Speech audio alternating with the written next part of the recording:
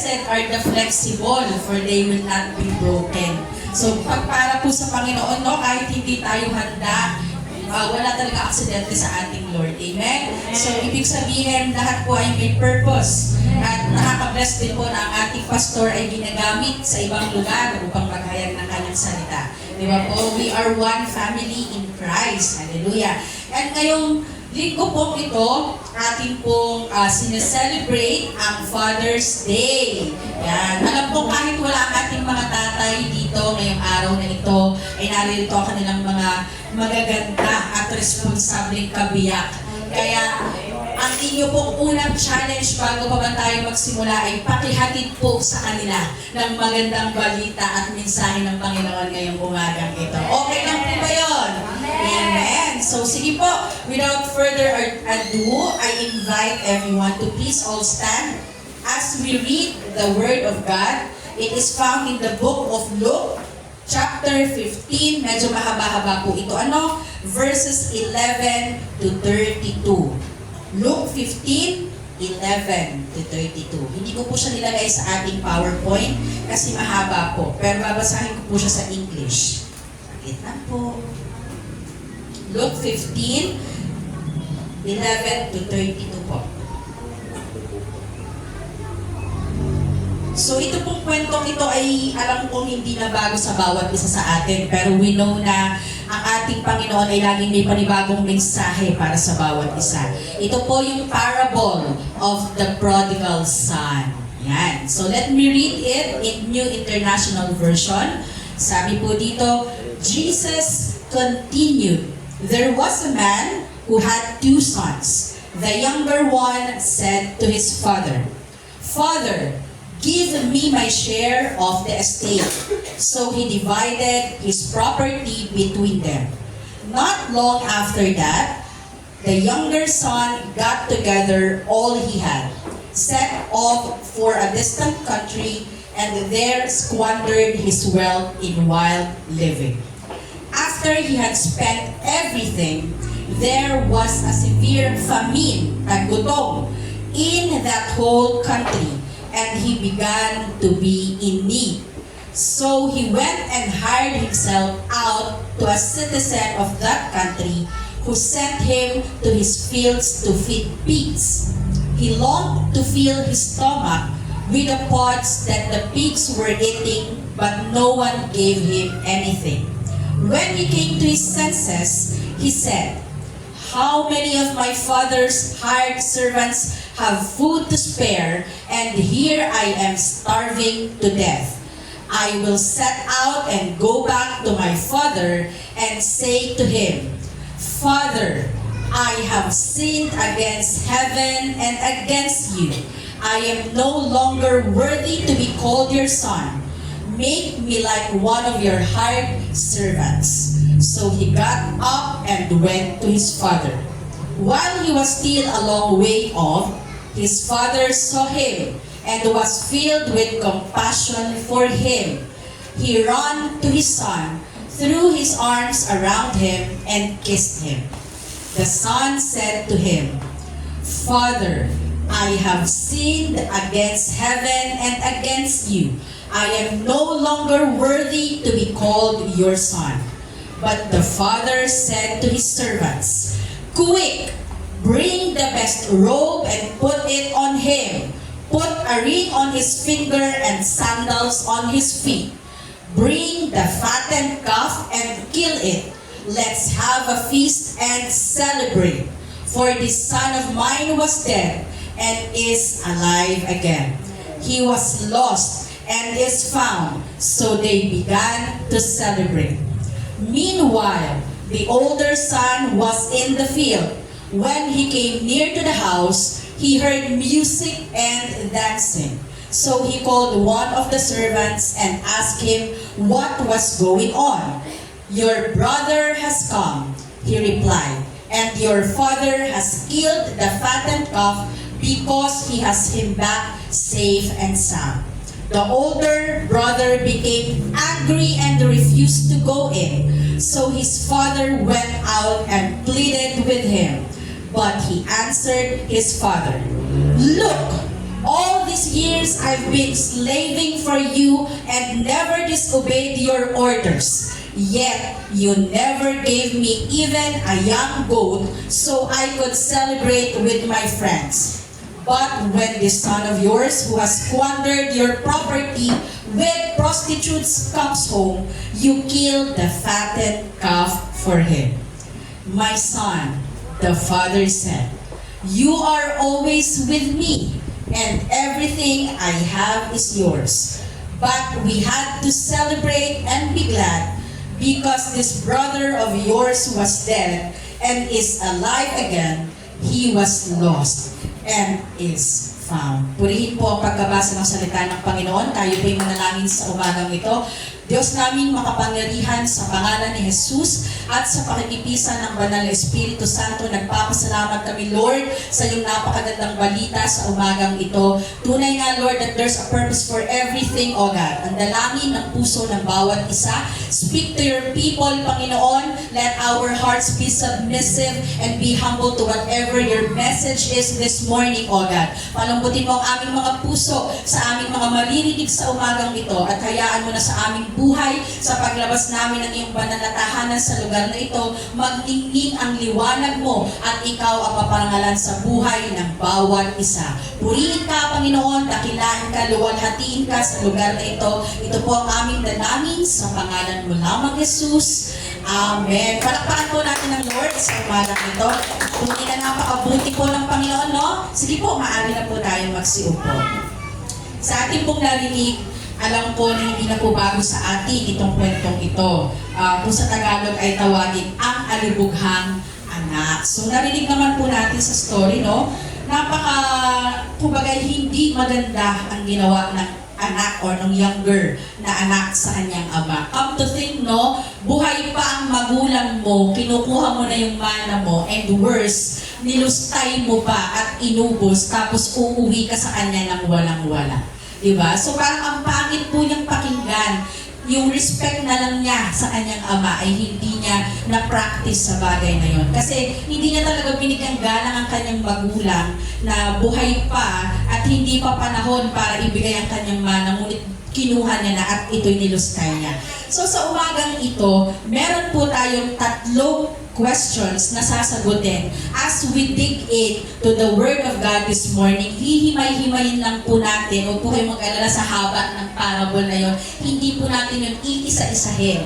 Ngunit kukuhanin po natin yung main points na tinatawag kung papaano nga ba natin masasabi that a father's love is unfailing. Do you believe that God's love to you as your father is unfailing?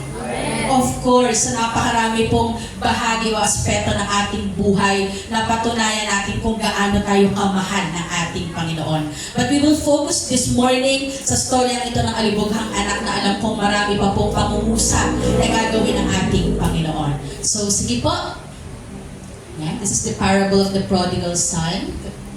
Next slide po. Ito po ay pinamagatan natin, a father's love, unfailing and comforting. We all know na lahat po tayo, no, sa buhay natin ngayon, napakahirap, napakabigat ng pinagdadaanan ng bawat isa. At kumbaga minsan, siguro kung hindi tayo Kristiyano, mapapasabi ka na lang talaga na, bakit ba ako ay nabubuhay pa? Hanggang saan ba ang lahat? Kumbaga, nagkakaroon tayo ng emptiness sa ating puso at hindi natin naaalala minsan na may nagmamahal sa ating Ama na tunay at totoo. So sa umagang ito po, no, ang ating pong mga questions sa sasagutin. Una po, how pure is a father's love? Pangalawa, how far can a father go for his child? At ang pangatlo po, how forgiving is a father's heart. Amen? So sige po, let's continue po this morning. So unang bagay po, reasons why the Father's love is unfailing. Una po, the Father's unchanging presence in our lives. So sinasabi po sa verse 12, He divided His property between them. Who believes that God is fair? Amen. Hindi po nagtatangi ang ating Panginoon. So sa storya, no, makikita natin na nung pagkasabi ng anak sa kanyang ama, nakukuhanin niya yung kanyang mana, dinivide niya agad yon ng proper na pag-divide sa kanyang dalawang anak, di ba? So, dito natin makikita that the father didn't stop the son from living. Alam naman, syempre, alam nung magulang, nung ama, na ang kanyang anak ay nagbabalak ng umalis kasi nga kinukuha nila ang kanyang mana. So, he respected his decision. Come to think that he's the parent, he's the father. Yet, yung anak yung nasunod doon sa oras na yon na hiningi niya yung kanyang mana sa kanyang ama. So, dito natin makikita that God gives us free will but never forces love. So, He is patient towards us. Napakalaki po ng pasensya ng Panginoon sa bawat isa sa atin. Na minsan sa buhay natin, sa mga practices na ginagawa natin, sa mga lifestyle natin, naiisip ba natin si Lord, di ba? Hindi naman po most of the time that we are bearing in mind that we have God in our lives. Na we are being selfish din. At nakakalimutan natin kung gaano tayo kamahal ng Panginoon. Kumbaga, hindi natin nasusuklian ang pagmamahal ng Panginoon sa paraan na deserve niya. Amen. Because we are not perfect, pero this is always a challenge to each and every one of us. Na lagi natin i-acknowledge kung gaano kalaki ang pag-ibig ng Panginoon sa bawat isa sa atin. Hindi nga siya may describe ng kahit na anong grammar o ng kahit na anong words. Kasi indescribable ang pag-ibig ng ating Panginoon. No one can fathom how He loves us. Amen? So, same thing lang din po sa mga tatay, kahit wala yung mga tatay natin ngayong araw, dito natin makikita that a good father knows love doesn't mean control. Diba? So, maybe some of us, bilang mga anak, sa mga nakaranas na lumaki na kasama ang tatay, siguro nararamdaman nyo minsan na napaka-controlling naman ang mga tatay. Sinong nakafeel na parang, grabe naman si tatay, grabe si papa, grabe si daddy, napakahigpit, taas ang kamay. Yan, talaga namang normal scenario sa isang tahanan na nafe-feel mo na bakit parang ang higpit-higpit naman, parang wala kang kalayaan. Minsan kasi kapatid, doon sa alam mong malaya ka, doon ka mapapahamak. Kaya yung ama, nandyan to guide and to give you the love that you deserve din bilang anak. Kasi yun ang role ng isang haligi ng tahanan. Magdisiplina at sa Lord kasama ang pagdisiplina sa kanyang pag-ibig sa atin. Amen? So dito po natin makikita na napaka grabe ng puso ng ama when he decided to give kung ano yung parte ng kanyang anak. Without further ado, diba? Na parang kung ikaw ay isang controlling at superior na magulang, diba? Baka sabihin niya pa, bakit mo kukuhanin? Buhay pa naman ako. Saan ka nakakita kinukuha na yung mana na buhay pa ang magulang? Diba? It's disrespectful. Pero dito sa pinakita nitong tatay, dito sa story ng prodigal son, ganun niya kamahal yung anak niya. Diba? So napakabuti ng Panginoon sa buhay ng bawat isa. Ganun din si Lord, mga kapatid. May mga bagay tayong hinihingi sa Kanya, may mga bagay tayong request sa Kanya, and yet, God is so gracious and He is really gracious enough to give the desires of our hearts as long as alam ng Panginoon na hindi tayo mapapahama. Can we clap our hands for the Lord? Diba? He deserves that. Napakabuti ng ating Panginoon. So, point number 2 po na makikita natin, sinasabi po sa verse 20, while he was still a long way off, his father saw him. Doon po sa storya, malayo pa lang yung anak, papalapit pa lang siya, talagang pinapanood na siya ng kanyang ama. At kumbaga, after the pain na being left out by his son, still, nandun yung excitement niya na umuwi yung anak ko, paparating yung anak ko. So it means the father's eyes were always watching. So kapatid, kung pakiramdam mo sa buhay mo, minsan parang nag-iisa ka, parang hopeless ka, parang there's no way to go, always remember that God is watching over you.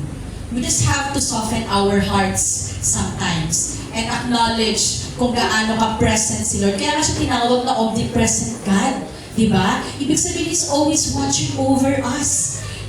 It only means that the Father never gave up on His Son. This speaks of God's watchful eye and open arms waiting for us to return. Minsan sa buhay ng isang Kristiyano, napakadali na tumalikod sa Panginoon.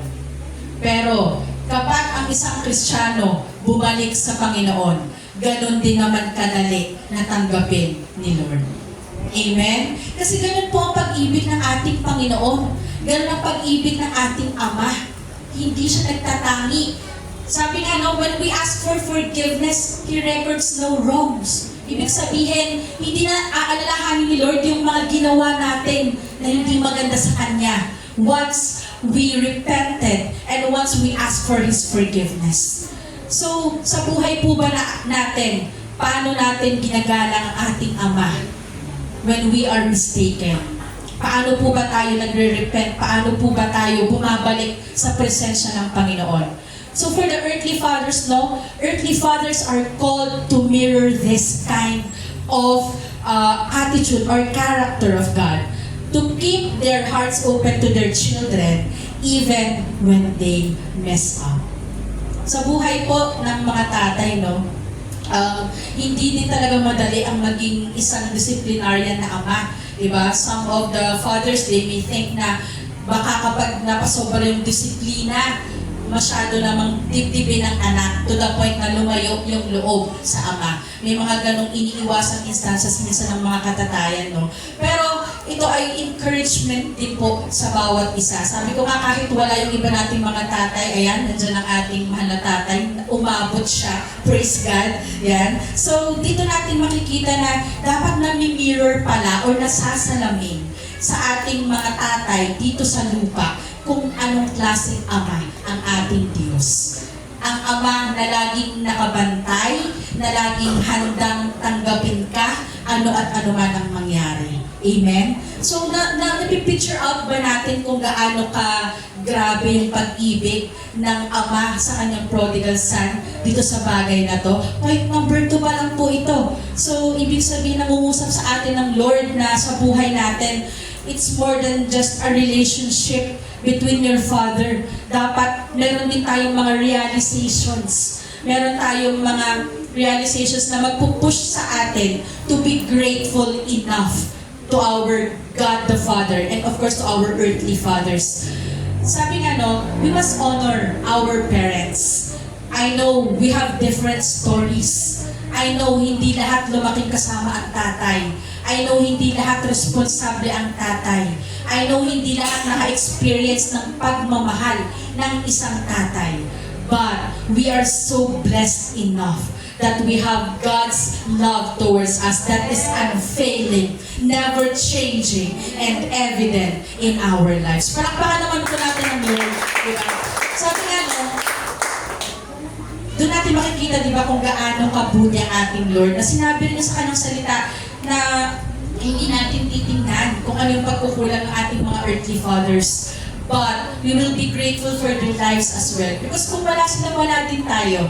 And there's a purpose for everything. Who knows, one day you will be used by God to move your father na wala pa sa kanya, di ba? So, may purpose po ang lahat ng bagay. And we are being encouraged today. Sabi ko nga po, hindi lang po ito designated para sa mga tatay. Lahat po tayo ay may aral na mapupulot sa istorya na ito. Kahit pa ulit-ulit na ito na napag-uusapan sa ating mga sharing, still may bagong revelation na ibibigay sa atin ang ating Panginoon.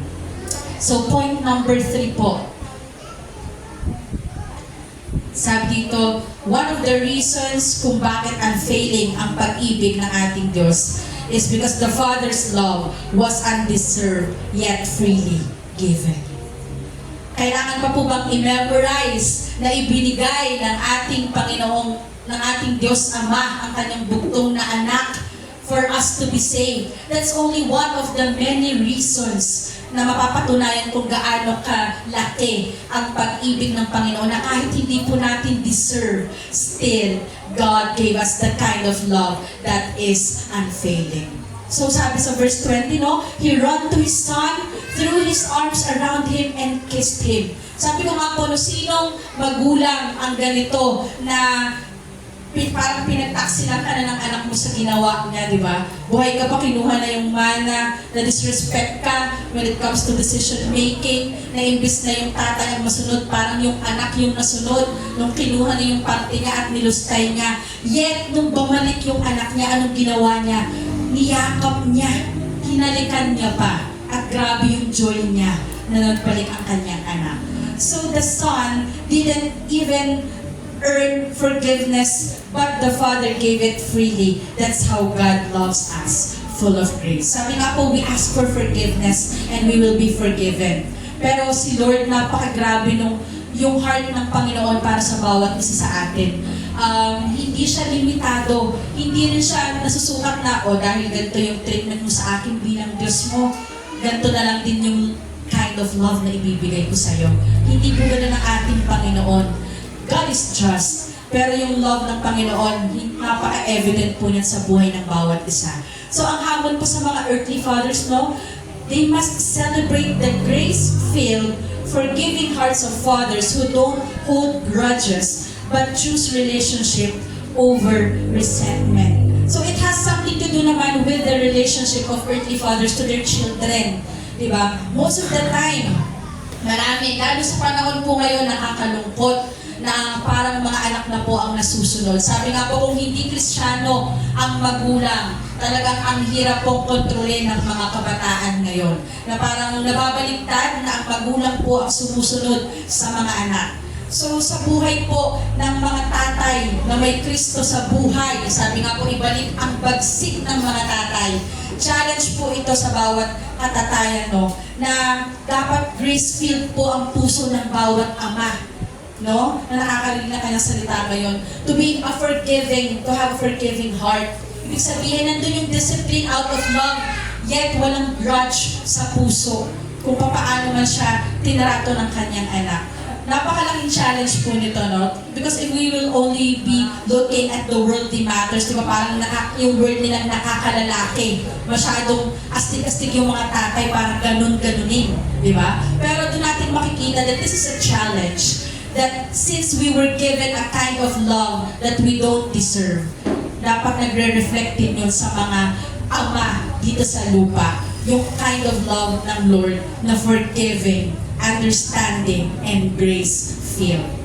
Amen? So dito po natin napapatunayan, no, na talagang even we don't deserve the love of God, still He gave it to us. In ways that we cannot fathom, na hindi natin maunawaan. Pero alam natin at ramdam natin sa buhay natin that we are so loved. If you are longing for a love of a father figure, you have God na kahit kailan hindi ka talaga pababayaan. Sabi nga, di ba, I will never leave you nor forsake you. Si Lord promise-keeping God yan.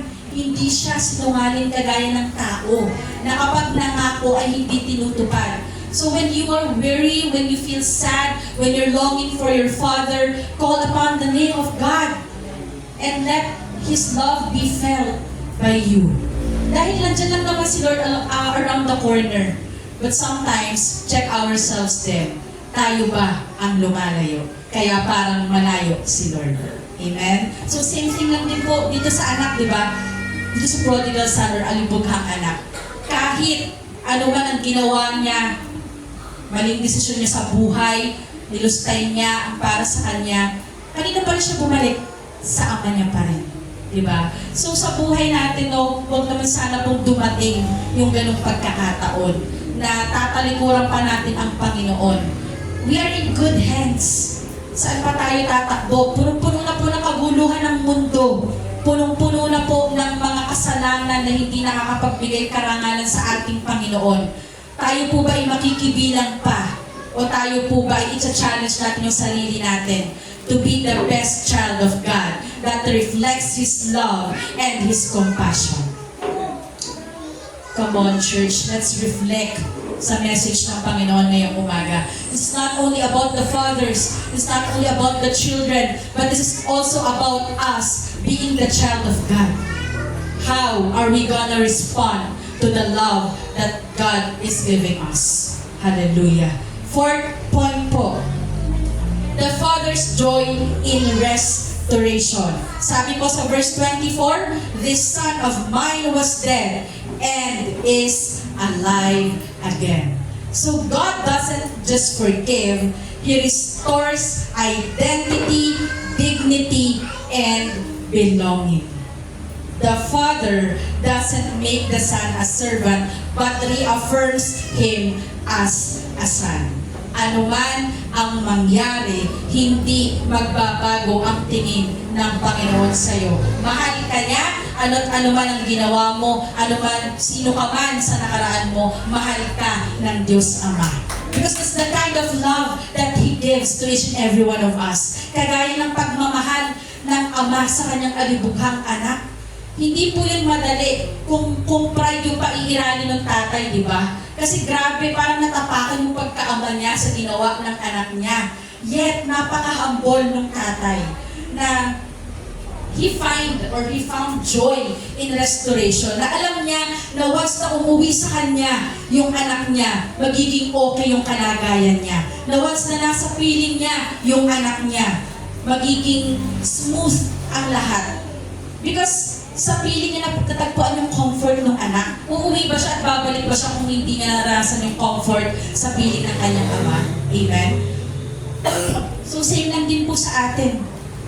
And sa mga earthly fathers po, honor fathers who don't define their children by past mistakes but by the potential they see in them. Napakahalaga po ng isang magulang ay may tiwala sa kanyang anak. Kasi yan po magiging support system ng mga bata. Napakahirap pong lumaki sa isang tahanan na walang support system.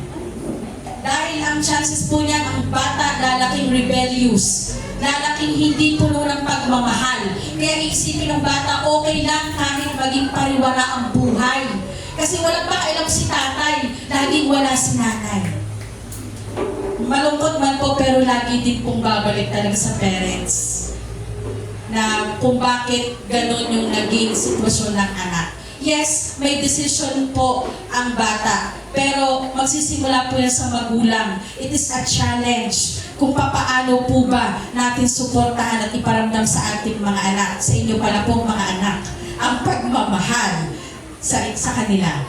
So, ibig sabihin, kagaya po ng heart ng Lord sa bawat anak niya na tumatalikod sa Kanya, pero in the end, babalik pa rin naman. Ganon si God tatanggapin niya pa rin tayo. Kaya sana challenge din po ito sa atin, no? Na huwag naman natin paulit-ulit na pasakitin ang puso ng ating Panginoon. Na maging fair naman po tayo sa ating Father God. Na tayo po ay hindi mamumuhay ng ayon sa hindi niya kagustuhan para sa atin. Sabi nga po, no, that we will live according to His will. Same with this son. Oo, nagkamali siya, naging pariwara yung buhay niya, pero bumalik pa rin siya sa kanyang ama. Because there's no other comfortable place or peaceful place but in the place or in the presence of our God. Amen po. Si Lord, lagi siyang wide open arms to accept us, but it is a challenge to each and every one of us to please give God the love He deserves, the reverence that He deserves. Yung respeto at pag-ibig na deserve din ng Panginoon. Di ba po? So, ang hirap naman kung puro lang tayo ask ng ask, ano naman yung kaya nating ibigay para sa ating Diyos Ama. Amen? So, we're down to our fifth and last point this morning. Are we learning this morning? Amen. Amen. Glory to God. So, sabi po, the Father teaches grace to the offended. Sabi po sa verses 31 to 32, no? Part of that, sabi nung tatay, you are always with me, but we had to celebrate. Ito po yung sinabi niya doon sa offended na anak. Siyempre, hindi po maiiwasan sa mga anak niya yung pagsiselos, yung magsisilipan ng effort na binibigay ng magulang. Challenge din po yan sa mga earthly fathers, no? Ang katotohanan kasi pag marami ka din talagang anak, mahirap din talagang manimbang minsan. Pero iba pa rin kapag ang ama ay may Kristo sa buhay. Hindi, kumbaga proper ang mindset, okay ang pagdidisiplina kasi alam mong rooted sa salita ng Panginoon. So sabi dito, no, the father lovingly corrects the older brother's resentment, modeling fairness and mercy. So So mahabagin at mapagpatawad at fair yung tatay dito sa story. Ano po?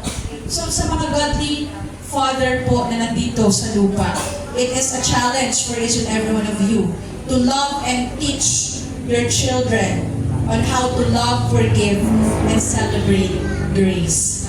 We all live in grace, di ba? So, come to think, kung yung mga tatay natin ay titingnan nila that they are not also living by grace, baka yung superiority nila ay overused, kumbaga, di ba? Pero salamat sa Lord na yung mga tatay natin dito, no?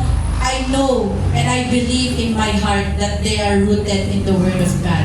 Kaya nasasalamin sa kanila kung paano ba ang pag-ibig ng isang ama na may Kristo sa buhay. Diba? So napaka-sarap kapag meron ka ng tatay sa lupa, may tatay ka pang espiritual. At yung tatay mong espiritual, alam mo kahit kailan, hindi ka i-disregard. Alam mo sa kahit na anong time ng buhay mo, pwede kang mag-request, pwede kang maglambing. And kapag nag-ask ka ng forgiveness, patatawanin ka pa. So saan ka pa? Diba? I-compromise ba natin yung napakagandang relationship na yon sa ating Diyos Ama over sa mga personal choices natin na alam natin hindi makapagbigay karangalan sa Kanya? So napakadami pong anggulo nitong story ng prodigal son, no? Even me, I've learned something today talaga na makikita natin na it's more than just a relationship, di ba? But it is how we, kung paano mag-reflect sa buhay ng mga tatay na nandito sa mundo. Kung paano ba maging isang tatay na nagdidisiplina, nagmamahal, nagpapatawad, na makikita mo at evidence sa buhay niya na may Diyos sa kanyang puso. Diba? So, marami ang nakakaranas ng pagmamalupit, marami ang nakakaranas ng mga longing sa kanilang mga father figures dito sa lupa. But we are so blessed and we are reminded this morning kung ano man po ang pagkukulang ng ating mga tatay sa atin, huwag po natin yung tingnan. Let us always see the good in every situation. That whatever happens, they're still your fathers. Diba? So, binigay sila ng Panginoon for a purpose. At walang ibang sinabi si Lord sa kanyang salita, kundi igalang ang magulang. Alam niyo po bang may kalakip na pagpapala ang paggalang sa magulang? Amen. At alam niyo rin po ba na hindi nagtatagumpay ang anak na suwain sa magulang? Kahit ano pa pong sabihin ng ating mga tatay, kahit gaano pa po sila ka-cold kung minsan, hindi naman po natin alam, iba't iba sila ng way of treatment kung paano nila ipapakita yung love nila. Diba? So we cannot judge them na grabe naman si Papa, parang napaka-cold, I love you lang, hindi makapagsabi. What if sa actions niya pinapakita? Diba? So iba't iba po ng treatment ng ating mga tatay. So this story this morning of the prodigal son is an encouragement to each and every one of us to never ever disregard your relationship with your God the Father.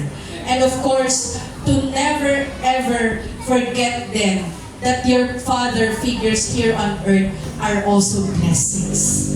They are blessings and they are part of you. You cannot deny that.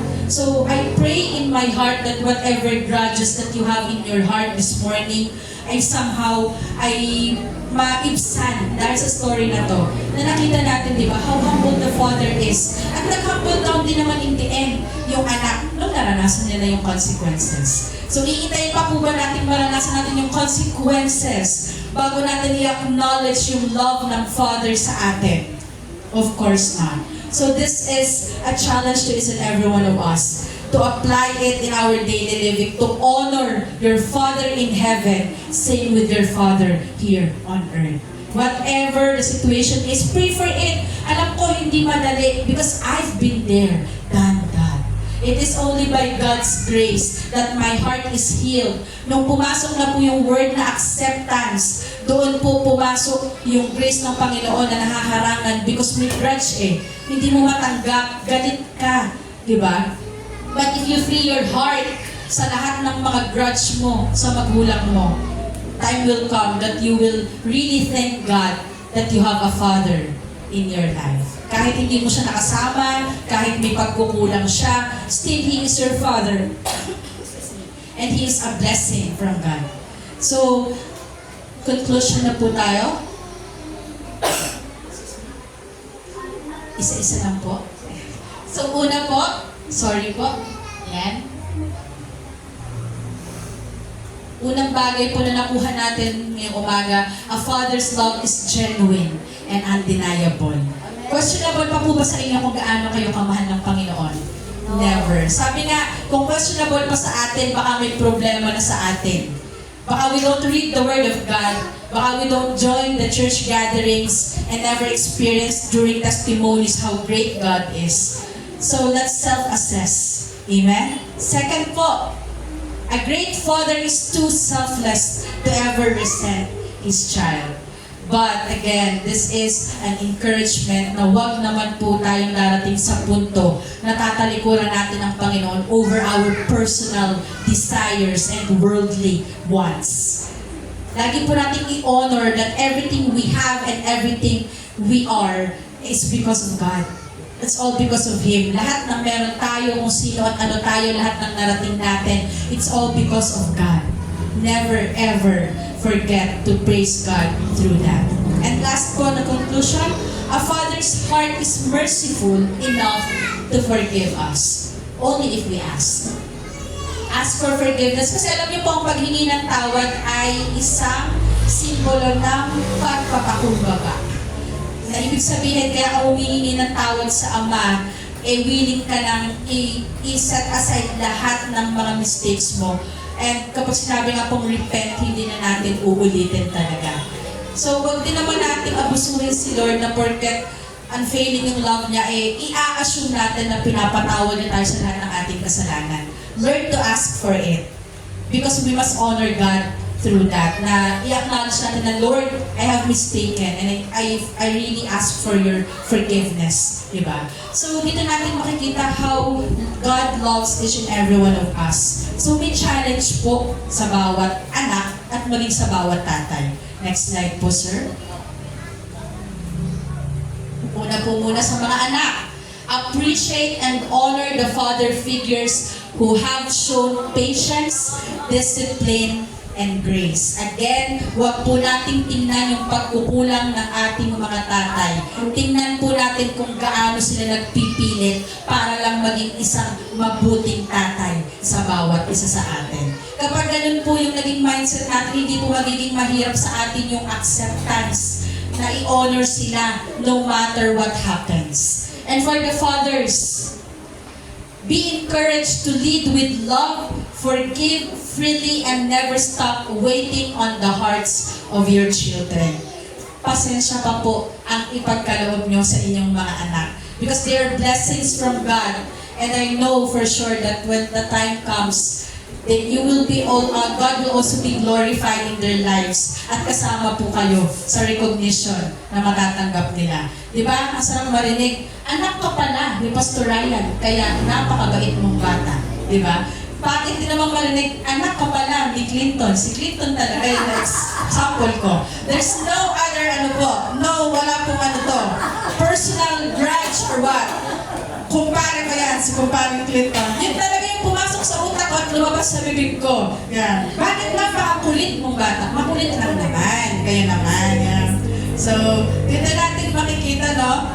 Ang laki din ng ngiti ng asawa nung may bahay ni Brother Clinton, no? So, doon po natin makikita, no, na mas maganda na sa buhay ng mga tatay, masalamin kung gaano kabuti ang Diyos na kanyang pinananampalatayanan. So, ibig sabihin po nun, magtatranscend din yung love ng Lord on how they discipline, how they show love to their children.